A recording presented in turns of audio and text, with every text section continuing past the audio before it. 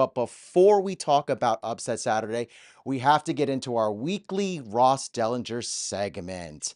So, the Yahoo Sports writer is dropping another piece of breaking news this week in relation to conference realignment, this time dubbed Project Rudy. Not after our Rudy, but a different Rudy.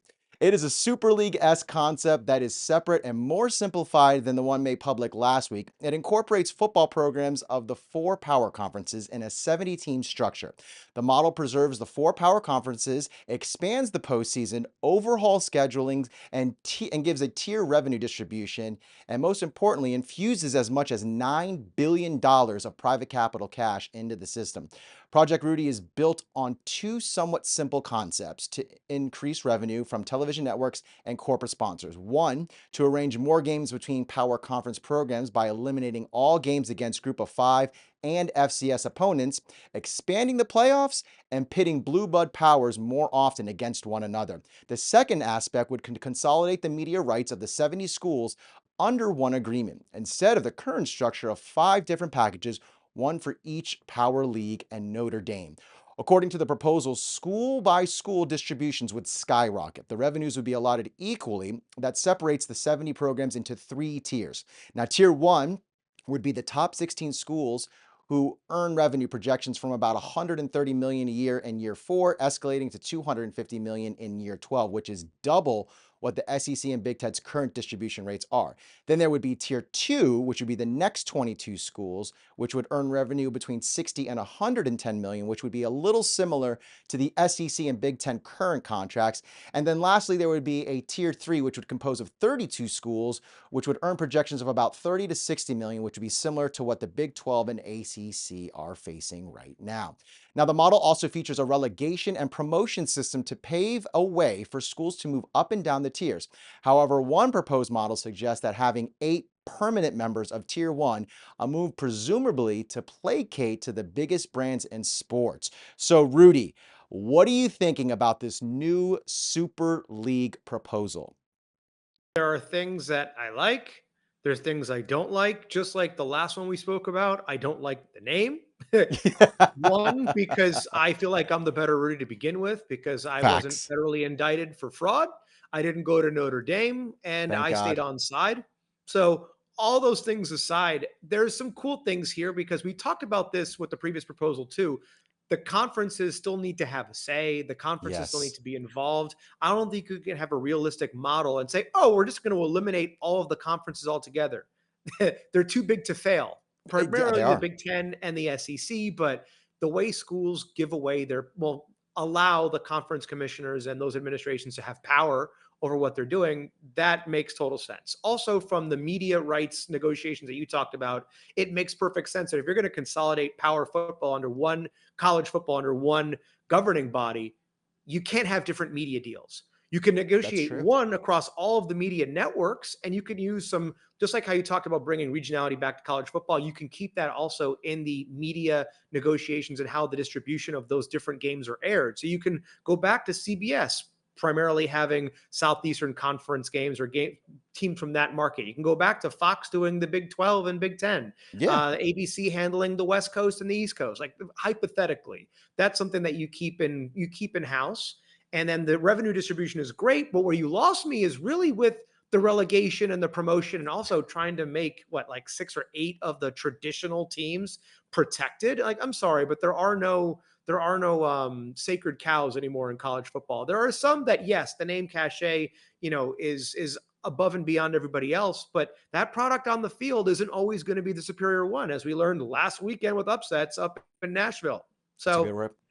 yeah, Yeah, I think the permanent status of tier one is a way to kind of reel in some of those SEC blue bloods and those Big Ten blue bloods. I kind of agree with this because, in my opinion, what I think is happening is this is basically a way to save the Big 12 and the ACC. I don't know who necessarily. I mean, we know that the people who introduced this were former Disney execs, and then a few power brokers in the college football scene, but something tells me that some of their influence and some of the advisors maybe in their ears are coming from the Big 12 and the ACC because again, what is the incentive for the Big 12, the Big 10 and the SEC. There really kind of isn't much, especially with the two currently mulling over, breaking away on their own and um, starting their own super league and their own conference. I think this is kind of all these discussions. I think as we are going through this season in the background, what a lot of people aren't recognizing is that there are probably several groups trying to fix college football because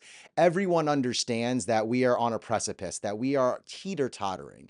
We could either go down a good road and it stays healthy and we can keep the college football we love, or college football as we know it will eventually die. It will cannibalize itself and it will turn to some monstrosity that we have no idea what it's going to look like.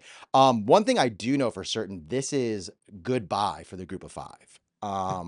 They would be completely taken out, which I think a lot of people in the industry, pundits I'm speaking of in particular right now, have been talking and pushing for that, a group of five playoff. I think that's kind of their answer. It's been a little overdue. I mean, how is a Tulane supposed to compete with a Bama, or even let's just use UAB, right? A school within the state to compete with their in-state, what you can call it rival because they play almost every year, but they're Yeah, not. or even use an example like Liberty for what you were talking about. Like, they're in the top 25 and they're undefeated. Yep. But look, apples to apples, when you watch that product on the field, that team gets blown out by middle tier SEC, Big Ten, higher end, other Power Five conference, Power Four conference teams. Yeah, and as I was reading this story, you could kind of tell that when they were interviewing Petiti and Sankey and different Radakovich, our own athletic director at UM, they got a bunch of quotes, which I love what Ross does because you could tell he's been working on this for a bit. But you could tell there's a bit of a power struggle going on between the Big Ten, the SEC versus everyone else. A lot of the ACC teams, Dan Radakovich said like this is inevitable. The Big Ten, Petiti is saying, I don't think this is the exact solution, but we're getting close. So it's very interesting to see them kind of like vying to see who survives. And I think if again, I've always said this, if the SEC and the Big Ten do depart, it would mean the end of college football. Yeah, And I think with them continuously meeting and building this alliance together, they're really kind of they're putting some chips in there. I'm not saying they're putting all their chips in that basket, but they're putting a lot. I mean, why do you meet with someone? You know what I mean? That many times. I think in its current format, the SEC and Big Ten would want going when we go to 14 teams. They want 4 auto bids each, right? Is that what they're asking for, Rudy? I'm pretty I sure. believe so, and it's so insane because if you look at it, yeah, they're big brands. Yeah, they play well and they comprise a lot of the top 25 every single year, but that's not what makes college football entertaining. We talked about this before. When you watch what the product on the field of like the NFL looks like versus what college football is, you can't just it's one thing to be aggressive if you're the conference commissioners for the SEC and the Big Ten because you've kind of seen all of this coming and you want to be the thought leaders on it and say, look, we don't want to be punished because we got our ducks in a row earlier than the other conferences did. But at the same time, you have to understand that you can't cut off your nose to spite your face because it's more holistic in college football. You need the little programs and you need those stories to make your product different than what the NFL is. If it's NFL 2.0, what's the difference between college football and the USFL and the UFL, for example? No, Nothing. yeah. And I think another thing that a lot of people overlook is a lot of these intra-conference rivalries are a part of the sport and it's tradition. For example, Clemson always plays South Carolina, North Carolina, and I'm sorry, FSU and Florida always play together. You know what I mean? So you have this SEC ACC rivalry that's always going to happen, always kind of continue. And if you eliminate the ACC and the Big 12 and the SEC and the Big 10 take their ball and leave, you're going to lose a lot of those legendary traditional rivalries that we've had that make the sport so well. And what's crazy is then someone would say, okay, well then we'll just take the teams from the ACC and the Big 12 that allow us to keep some of these regionality things. The problem is some of these schools are interlocked with each other. So I believe like UNC and NC State, if they leave the ACC, they're kind of a package deal. Virginia Tech, if they leave, if one of them leaves, they're kind of a package deal. So it's kind of like you're basically, even if you take some of these high brands from the big brands from the ACC or the Big 12, they've kind of got a little brother that I got to bring along. It's like, if you want to go to Yeah. the party, you got to bring your big brother. And so to me, it's just very interesting that this proposal was made. I agree. Also, I think it's great because it just keeps the Power Four, so it incorporates all 69 teams in the Power Four conferences: the ACC, the Big Ten, the Big 12, and the SEC plus Notre Dame. I think what we're really overlooking too is I think this needs to be the catalyst to get Notre Dame into a conference. It's like, Yeah. you know what? Now we're doing this because I think also the revenue portion of it is genius too, because even if let's just say, right? Let's just say we don't do this, but ESPN's like, okay, I'm going to bring everyone equal or as close to equal based on a merit system that we can get. At some point, you're going to have a league is going to go jump ship. Oh, look at those fireworks. That was interesting. You're going to have, I got to figure out how to turn that off. You're going to have a conference who's going to jump ship. So take, for example, the SEC right now is with, ABC and ESPN. But if ESPN and ABC are like, hey, yeah, we're gonna leave it at 80 million a year or whatever it is, and we're gonna pay ACC 80 million, what's to stop CBS from going, okay, cool, like you want to come back and we'll pay you 100 million? When you have this system that they're implementing, which would be you keep the conferences, but everyone gets the same based on this group because it's kind of like an NFL where everyone gets paid. I think you can really kind of eliminate that feast or famine nature when it comes to these media contracts. You eliminate feast or famine. You also eliminate any other outside possibilities of another program, going on its own and making a hell of a lot of money. So this is a little bit of story time for you. Over the summer, I actually met with Dan Radakovich at because I had kind of a kooky idea. And my idea was that the University of Miami could have a docuseries kind of similar to like Welcome to Wrexham, for example, as a That's way awesome. to make revenue on the side in addition to their grant of rights and their media rights negotiation with their broadcast television. And the thought of that was Netflix or any other streaming service right now, they're hungry for live sports and they're jumping into the NBA and the NFL. And something that they don't Yeah, Hard have Knocks. Look is, at Hard Knocks. yeah, exactly. But something they don't have right now is college football.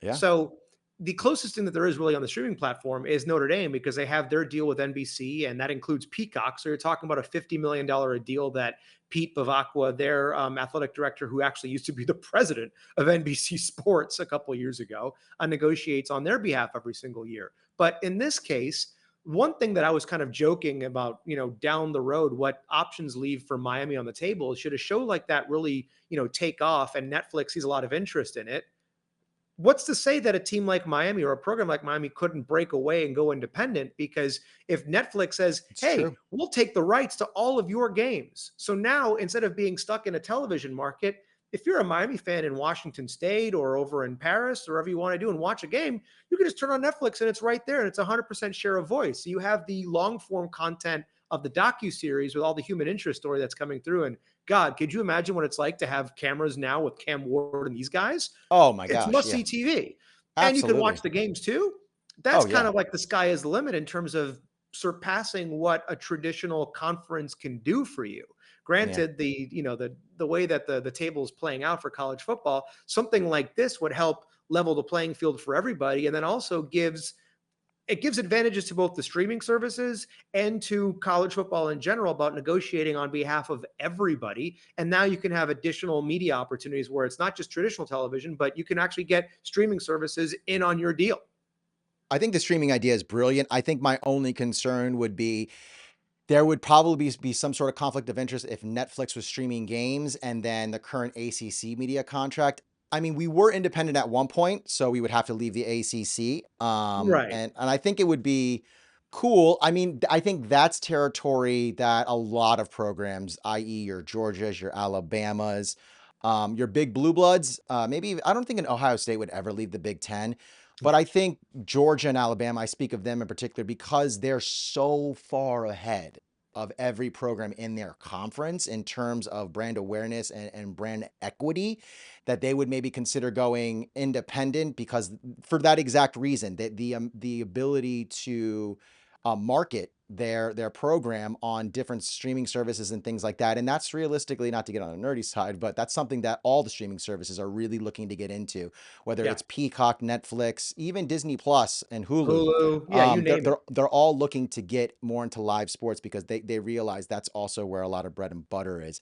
I think the funny thing is each week we're getting a new idea. So I think we're about maybe 2 or 3 weeks away from nailing this battleship of conference realignment. We've hit A1, A2. I think A3 is next, and we're Yeah. just a few more points away from cracking this battleship and hopefully saving college football. Well, this is exactly what you were saying. Is it's like, okay, the first proposal came out, and there's some things you like, there's things you don't like. The next one has some Yeah. of the ideas with the things that you didn't like from the first proposal, but there's more things you don't like here. So it's like they're just having these conversations so they could take the best of every single thing and come up with the Yeah. Goldilocks plan at the end.